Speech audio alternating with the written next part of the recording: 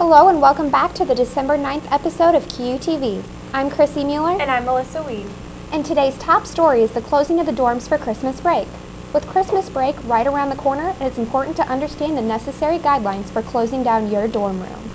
With the end of the semester right around the corner, students are preparing to travel home for winter break. But there are a few things students need to do before they leave the dorms. First off, there is a sheet in the office of each dorm students need to sign to confirm they are returning next semester and give a checkout time no more than 24 hours after their last final or by noon on Friday, December 17th. Before students check out, they need to clean out their fridge, unplug all their appliances, clean their room, take out their trash, and close their windows. Students staying over break will be charged $20 per night and must sign a contract. And watch out, it's easy to forget parts of checking out during finals week. The tip I can give is to remember to take your garbage out. A lot of people forget to do that over Thanksgiving breaks, so it's going to be more strict for Christmas checkout this time around. Just make sure that you clean out your fridge, especially because you have to unplug them and you don't want that stuff to go bad in there. For QUTV, I'm Chrissy Mueller. Having a month away from school is an exciting time for many students. Let's take a look at what some of the students of QU are doing with their time off. This year I'm going to Seattle to visit one of my best friends who goes to school out there. On January 1st I'm going to the Galapagos for my ecology class, and I am very, very excited about it. I am planning just hanging out with family, my friends, hopefully going skiing like I did last year in Wisconsin, and that's about it. And my plans for Christmas break are to go home, spend time with my family and friends. And on Christmas Day, I will be volunteering at a homeless shelter to feed the needy. I am going to Steamboat Springs, Colorado. I'm going skiing, and it's going to be a lot of fun. In the spirit of the holiday season, Campus Ministry is accepting goodwill donations and gifts for the Good News of Christmas program. It is a national outreach program for connecting with neighbors, reaching out with gospel, and sharing in the Christmas spirit through the United Way of Adams County. I just kind of heard about it from a radio ad, and I just called up United Way and asked about it, and they told me it's where you adopt a family or you can bring presents, kind of like, like a Secret Santa type deal. So I went over there at QU, we read some cases, and I adopted a family for Quincy University. More than 100 families in the area are available for adoption. The program through Campus Ministry will last until the end of the week, but they will accept goodwill donations through the holidays. For a select list of gifts, contact Campus Ministry through Brian Silverstein with the email or phone number shown below. Last month, QU art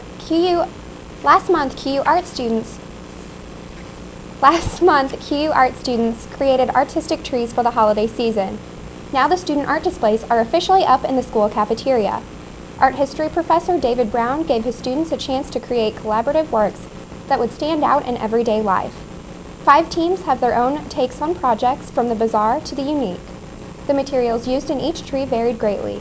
Some included doll parts, mirror pieces, and actual wood for overhanging displays.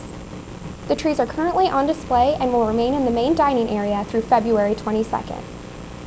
Earlier this year, Quincy University changed the name of the Computer Center to the Information Technology Center. At the center of this change is the new Chief Information Officer, Dr. Daniel T. Michaels. According to Dr. Michaels, the reason for the name change from the Computer Center is that the Information Technology Center staff does more than just check on computers. The staff watches over such items as campus network, campus programming, and the learning management systems. The other thing is we wanted something that would more reflect our commitment to service and to serving the university in a way the Computer Center kind of doesn't say it. We want to embrace the Franciscan values of service and hospitality and truly be what most information technology departments are, and that is organizations that are serving their people.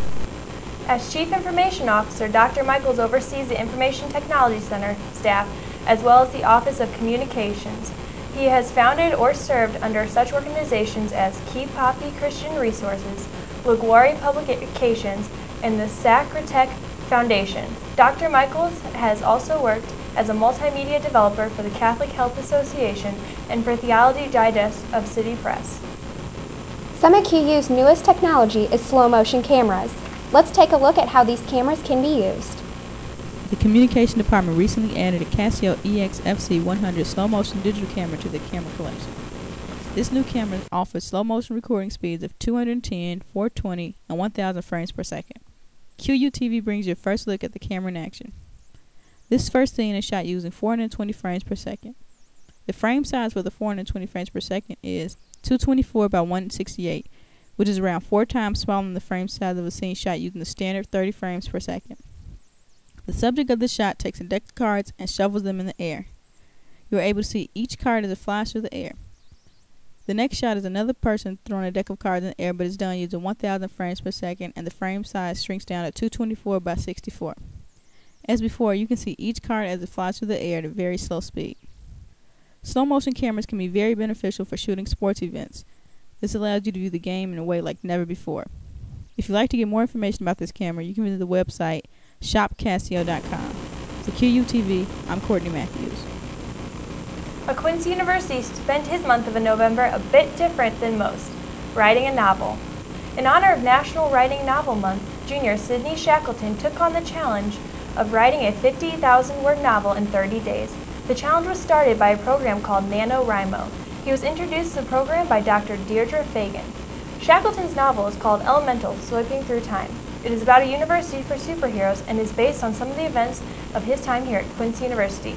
Shackleton is very proud of his accomplishment. Really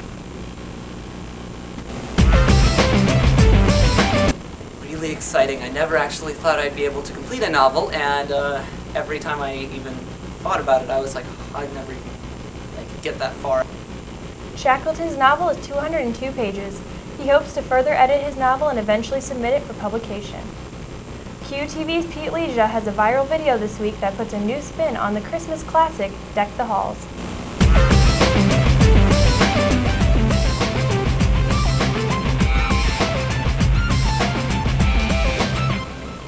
Welcome all to QTV's final viral video of the semester.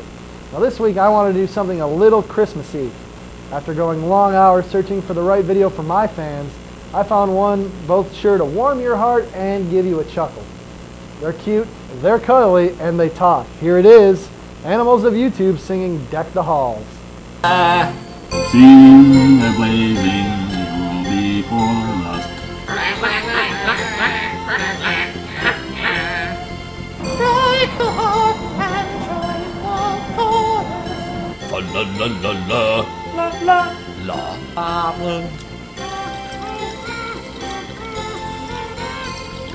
La la la la la la.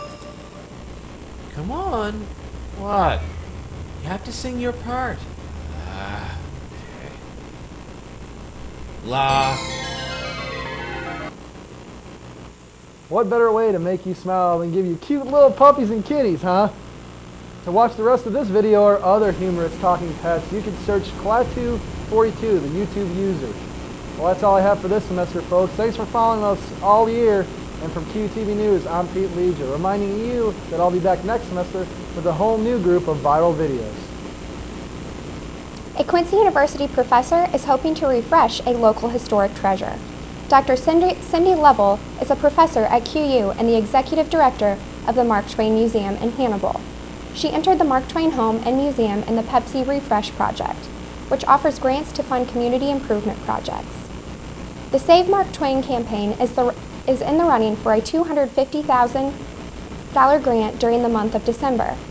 If awarded, this grant will fund the ongoing restoration of the Becky Thatcher House, creating jobs in Hannibal for the winter months.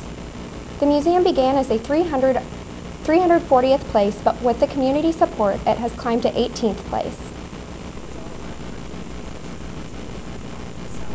People are still fascinated by his life.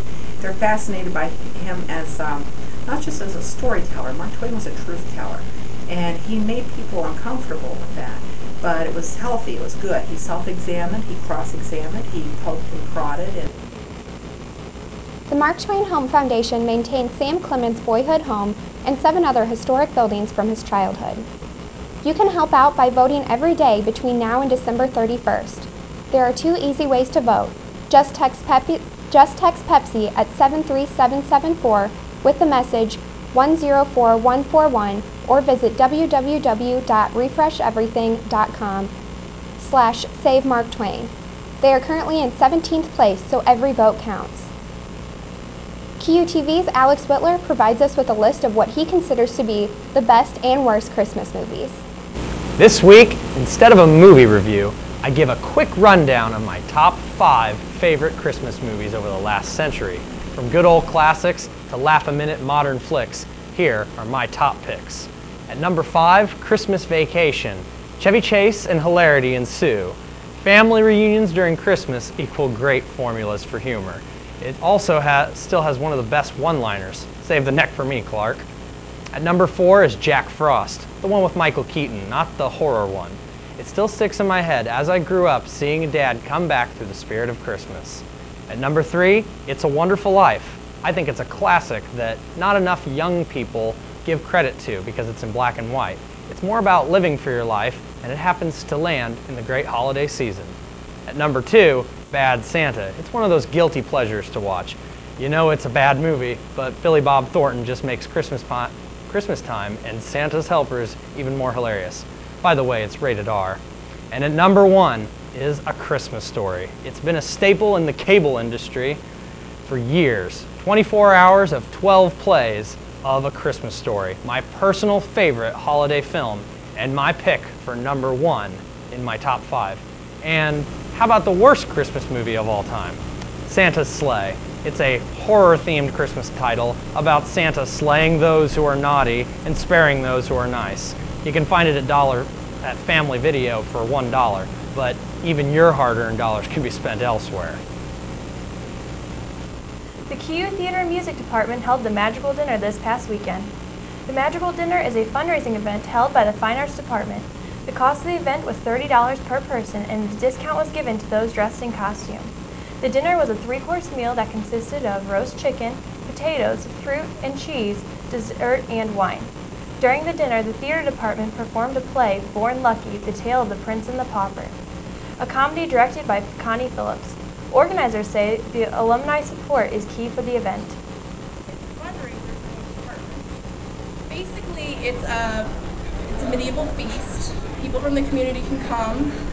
We really like to get alumni because this is a 35-year tradition that started in the 70s.